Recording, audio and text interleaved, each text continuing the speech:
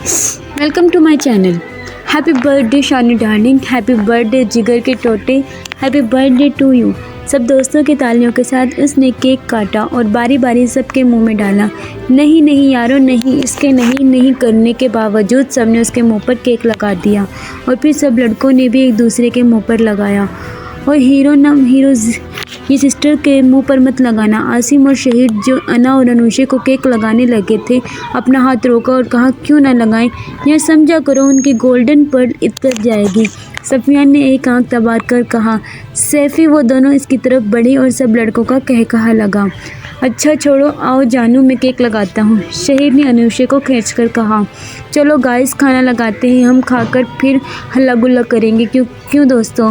अना ने केक का टुकड़ा मुंह में डालते हुए कहा। हाँ ठीक है, चलो सैफी हमारे साथ मदद करो। ओ मैं नौकर मिला हूँ हर काम में, चलो सैफी ये करो, चलो सैफी वो करो। सफियान ने उनकी नकल उतारते हुए कहा तो सब हंस दिए।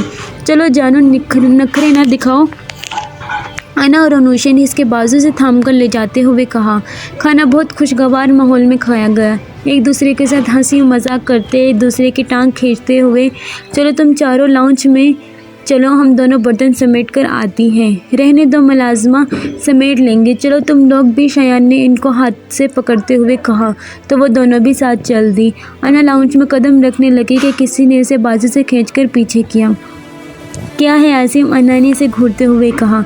देखने तो दो, बहुत प्यारी लग रही हो। अच्छा शुक्रिया, अब छोड़ो न जाने दो अंदर। क्या है यार, कभी मुझसे भी बात कर लिया करो, हर वक्त घोड़े पर सवार रहती हो। अच्छा बोलो क्या है? वो पूरी इसकी तरफ घूम कर बोली।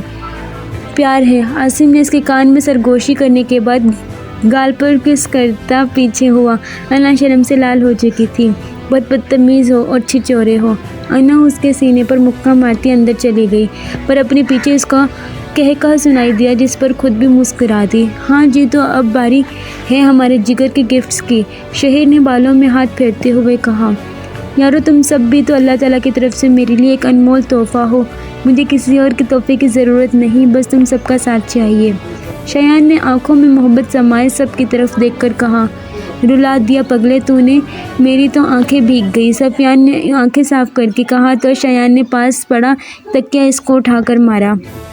हम तो शानी, ये मेरी और अनाक की तरफ से। वाओ कमाल, शुक्रिया बहनों। शयान ने वॉच हाथ में पहनते हुए कहा। वो एक सिंपल मगर बहुत खूबसूरत डायमंड की वॉच थी। ये मेरी तरफ से। शहीद ने गिटार इसको तुम्हारे हुए कहा। शयान को गिटार्स बहुत पसंद थे क्योंकि ये अक्सर सिंगिंग करता रहता था। और ये मेरी तरफ से। आसिम ने इसको वो जैकेट जो इस दिन इसको माल में पसंद आई थी, वो एक जैकेट होने की वजह से इसने अकेले नहीं ली, पर आसिम ने उसके लिए ख़रीद ली थी।